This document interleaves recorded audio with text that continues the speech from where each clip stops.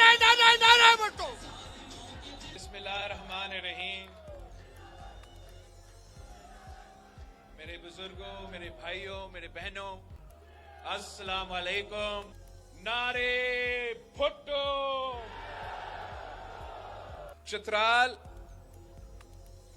Pakistan peoples party के लिए, मेरे लिए ये वो जगह है जहां से मेरा नानी बेगम नुसरत भुट्टो मुंतखब हुई थी। आप मेरे खानदान हैं, मेरे खानदान। चित्राल, किसी ने कहा कि चित्राल मेरा दूसरा घर है। चित्राल मेरा दूसरा घर नहीं, चित्राल मेरा घर है। मेरा आपसे वादा है, ये जो गंदम का सब्सिडी है, ये कायदे अवाम का तोहफा था। मैं ना सिर्फ उसको बहाल करूंगा मगर हमेशा के लिए कायम रखूंगा। टैक्स रिलीफ था, ये कायदे अवाम शहीद जुल्फिकार अली भुट्टो का तोहफा है। और ये साल साल का एक्सटेंशन के बजाय, वैसे तो हम एक्सटेंशन के खिलाफ होते हैं, हम साल साल एक्सटेंशन के बजाय इसको हमेशा के लिए कायम रखेंगे कि चित्राल के लोग वफादार लोग हैं, चित्राल के लोग गैरतमंद लोग हैं।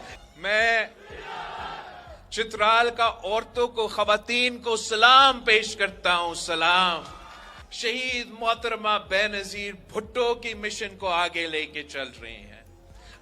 यहां बहुत मिसाइल है, बहुत मसले, पसमानदा इलाका है, गुर्बत बेरोजगारी का अपना मसाइल है, महंगाई तो पूरा मुल्क में है, खास तौर यहां चित्राल में है। मगर इन तमाम मसाइल का हल, आप चियालों को मालूम है, इन तमाम का मसाइल का हल पाकिस्तान पीपल्स पार्टी के मंशूर में मौजूद है। ये हमारा तारीख रहा है, हम 3 नस्लों से ये काम करते आ रहे हैं। और हर बार जब पाकिस्तान पीपल्स पार्टी को मौका मिला तो हमने हर हुकूमत में, चाहे वो बेरोजगारी हो, चाहे वो गुर्बत हो, चाहे वो महंगाई हो, इन तीनों मसाइल का मुकाबला किया। सबसे ज्यादा जो रोजगार के मौके हैं, अगर चित्राल के नौजवान को रोजगार के मौके मिले तो सबसे ज्यादा पहले कायदे अवाम शहीद जुल्फिकार अली भुट्टो के दौर में मिला। अगर उसके बाद यहां के नौजवानों को रोजगार के मौके मिले तो उसके बाद शहीद मोहतरमा बेनजीर भुट्टो के दौर में मिला। कि चित्राल के अवाम था जिसने पूरे पाकिस्तान में ये नारा मशहूर बनाया था कि बेनजीर आएगी, रोजगार लाएगी। मैं उन्हीं का नामुकम्मल मिशन को मुकम्मल करना चाहता हूं। और अकेला तो बड़ा मुश्किल है, मगर आप हमारे साथ देंगे। वो शहीद मोहतरमा बेनजीर भुट्टो अगर एक नहत्ती लड़की होते हुए दो आमरों से टकराए तो इसलिए कि उनके शाना बशाना उनके चित्राल के भाई खड़े थे। मुझे बहुत अफसोस होता है, बहुत दुख होता है जब मैं मुल्क का सूरत हाल देखता हूं। इसलिए कि मैं चाहता हूं कि मैं अपने अवाम के मसाइल हल करूं। मैं चाहता हूं कि अपने अवाम का जो दुख है, जो तकलीफ है, वो दर्द है, वो दूर करूं, वो कम करूं। मगर नजर आ रहा है कि जिस तरीके से हमारा सियासत चल रहा है, जिस सिमत पे हमारा मुल्क चल रहा है, तो इन मसाइल में कमी नहीं, इन मसाइल में इजाफा होने जा रहे हैं। नजर आ रहा है कि जिस तरीके से हमारा पुराना सियासतदान सियासत कर रहे हैं, इन तकलीफों में कमी नहीं, इन तकलीफों में इजाफा होता नजर आ रहा है। पाकिस्तान एक ऐसा मुल्क है जहां बहुत सा पोटेंशियल है।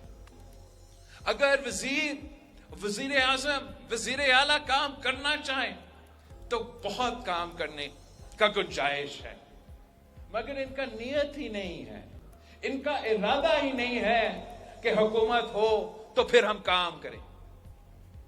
ان کا ارادہ یہ ہے کہ جس کا بھی حکومت بنے، چاہے وہ پی ٹی آئی کا حکومت ہو یا نون لیگ کا حکومت ہو، ان کا ارادہ یہ ہے کہ وہ اپنا حساب لے، وہ اپنا جو ذاتی دشمنیاں ہیں اس پہ وہ اتر آئے، انتقامی کارروائی کرے، انتقامی سیاست چلے، اور اس سے جو نقصان ہوتا ہے، وہ سیاستدان کا جو نقصان ہونا ہے وہ تو ہوتا ہے، لیکن جو بوجھ اٹھانا پڑتا ہے ان کو عوام کو اٹھانا پڑتا ہے۔ یہ ہمارا جو پی ڈی ایم کا حکومت تھا، 18 سال کا جن کے ہم نے ساتھ دیا، 18 سال خدا نہ خواستہ 18 سال 18 مہینے جو ہم نے ساتھ دیا، ارادے تو بہت اچھے تھے۔ ہم نے تو ملک کو جمہوری اور آئینی بحران سے نکالنا تھا، معاشی بحران سے نکالنا تھا، خارجہ سطح پہ جو بحران تھا اس سے نکالنا تھا۔ کامیاب اگر نہیں ہوئے تو کیوں نہیں ہوئے؟ اس لیے کہ ہمارا اتحادی خدمت کرنے کے بجائے، محنت کرنے کے بجائے، عوام کو مسائل سے نکالنے کے بجائے اپنا ذاتی دشمنیاں پہ توجہ دے رہے تھے۔ اگر ایک دن میں 24 گھنٹے ہیں اور اس 24 گھنٹے میں کسی ایک وزیر اعظم کے پاس چوائس ہوتا ہے، ان کو فیصلہ کرنا پڑتا ہے، یا میں اپنا 24 گھنٹے عوام کی خدمت میں گزاروں، یا میں وہ 24 گھنٹے اپنے ذاتی مسئلے، اپنے ذاتی دشمنیاں پہ فوکس کروں۔ اور وہی ہوا، اور یہی وجہ ہے کہ جو بھی ہم نے ٹارگٹس رکھے تھے کہ مہنگائی کو کم کرنا ہے، معاشی بحران سے نکلنا ہے، سیاسی جمہوری بحران سے نکلنا ہے، یہی وجہ ہے کہ وہ حکومت اس ٹارگٹ پہ، ان ٹارگٹس پہ وہ پورا نہیں اترے۔ یہ جو میں آج کل شکایت کرتا آ رہا ہوں، بلکہ شکایت کیا مطالبہ کرتا آ رہا ہوں اپنا پرانا سیاستدانوں سے کہ وہ سیاست ہی چھوڑ دے، یہ میں مطالبہ ویسے کیوں کر رہا ہوں؟ ایک تو یہ میرا مطالبہ نہیں ہے، یہ اس ملک کے نوجوانوں کا مطالبہ ہے، 70% آبادی ہے، ان کا مطالبہ ہے کہ ہمارا ان پرانا سیاستدانوں سے جان چھڑوا، یہ تو ان کا مطالبہ ہے۔ میں تو اپنے بزرگوں کا احترام کرتا ہوں، رسپیکٹ کرتا ہوں، مجھے یہ سکھایا گیا ہے۔ ہم تو پی ٹی آئی کی طرح نہیں ہے کہ ہم گالی دینا شروع کرتے، عزت کا تو خیال رکھتے ہیں۔ ان پرانا سیاستدانوں سے یہ اعتراض نہیں ہے کہ وہ بزرگ ہو چکے ہیں، ان پرانوں سیاستدانوں سے اعتراض یہ ہے کہ وہ وہی پرانا سیاست کر رہے ہیں جس نے میرا ملک کو تباہ کیا ہے، وہ پرانا سیاست جو 70 سال سے ہوتا رہا ہے، اس سیاست سے جس سے ہر جماعت نے توبہ کر کے کہا کہ یہ سیاست ہم پھر سے نہیں کریں گے اور ہم کام کر کے دکھائیں گے۔ جب میاں محمد نواز شریف صاحب پہلا دفعہ وہ وزیر اعلیٰ پنجاب جب اس کو بنایا گیا، اس کا عمر کیا تھا؟ مولانا فضل الرحمان صاحب کو جب سیاست شروع کیا، MRD موومنٹ میں حصہ لیا، گرفتاریاں دی، تو عمر کیا تھا؟ جب شہید محترمہ بے نظیر بھٹو ملک کی پہلی خاتون وزیر اعظم بنی، مسلم دنیا کا پہلی خاتون وزیر اعظم بنی، وہ ساتھ پوری دنیا میں سب سے نوجوان وزیر اعظم بنی۔ ان کا 70% جوان ہے، ان کو نظر آ رہے ہیں کہ یہ پرانا سیاستدان جنہوں نے ایک دو الیکشن کے بعد، جنہوں نے ایک دو الیکشن، شاید ان میں ہے کہ ایک دو الیکشن لڑے، وہ کتنا کام کر سکتے ہیں؟ ان کے تمام فیصلے آج کی سوچ کے ہوتے ہیں, وہ کل کی نہیں سوچتے. ان کے تمام فیصلے کا بوجھ تو آپ کو اٹھانا پڑے گا. بے روزگاری اور غربت میں اضافہ ہو رہا ہے, اس کا نقصان آپ کا ہوگا. تو اس لیے آپ کو اپنا قسمت اپنا ہاتھ میں لینا پڑے گا. اب ہمارے پاس ایک موقع ہے. فروری 8 کو الیکشنز ہونے جا رہے ہیں. ہم ان الیکشنز میں ایسا جماعت کو انشاءاللہ تعالی کامیاب کروائیں گے جس کا تاریخ یہ ہے کہ جب بھی پی پی کا حکومت بنا ہے تو پسماندہ علاقوں کا حکومت بنا ہے. جب بھی پی پی کا حکومت بنا ہے تو چترال کا حکومت بنا ہے. جب خان صاحب کا حکومت بنا تو وہ ٹک ٹاکرز کا حکومت بن گیا, اور جب میاں صاحب کا حکومت بنتا ہے تو اشرافیہ کا حکومت بنتا ہے. میں چاہتا ہوں کہ میں اس ملک میں عوامی راج قائم کروں. اس عوام کے پاس وہ اختیار ہے, اور صرف عوام کے پاس یہ اختیار ہے کہ آپ اس ملک کے فیصلے کریں, اس ملک کے مستقبل کے فیصلے کریں, اس ملک کے قسمت کے بارے میں فیصلے کریں. وہ فیصلہ آپ کا ہے, کسی اور کا نہیں ہے. آپ سب کا بہت شکر گزار ہوں کہ آپ کا جو اپنے 3 نسلوں سے وفاداری کا مثال قائم کیا ہے یہاں چترال میں. انشاءاللہ تعالی ہم ایک بار پھر فروری 8 کو 3 کے 3 سیٹس پہ تیر کو جتوا کے انشاءاللہ تعالی میرا آپ سے وعدہ ہے کہ وہ جو قائد عوام کا اور شہید محترمہ بے نظیر بھٹو کی نامکمل مشن ہے, انشاءاللہ تعالی میں اور آپ مل کے اس جدوجہد کو مکمل کریں گے. میں صرف نعرے پہ اور وعدوں پہ یہ الیکشن نہیں لڑ رہا ہوں, میں اپنا کردار پہ بھی یہ الیکشن لڑ رہا ہوں, اپنا اچیومنٹس پہ یہ الیکشن لڑ رہا ہوں. چاہے وہ بطور آپ کے وزیر خارجہ جو میں نے محنت کیا, اس ملک کی خدمت کی, ملک بھر کے نمائندگی, دنیا بھر کے نمائندگی کی, چاہے وہ ہمارا سندھ میں جو ہم نے کام کیے ہیں اس کارکردگی پہ میں الیکشن لڑ رہا ہوں. آپ کو معلوم نہیں ہوگا, بہت دور ہے, مگر ہم نے جو صحت کے لیے اور صحت کے شعبے میں نے توجہ دیا, اور ہر ضلع میں ہاسپٹل قائم کیا ہے. ساتھیوں, پاکستان پیپلز پارٹی کا کوئی سیاسی مخالف نہیں ہے. ہمارا نہ ایک پارٹی کا یا دوسرا پارٹی, ہم آپ کا سیاسی مخالف نہیں ہے. پیپلز پارٹی کے لیے اگر ہمارا کوئی مخالفت ہے تو اس مہنگائی سے, اس بے روزگاری سے, اس غربت سے مخالف ہے. اور انشاءاللہ تعالی ہم الیکشنز کے لیے تیار ہیں.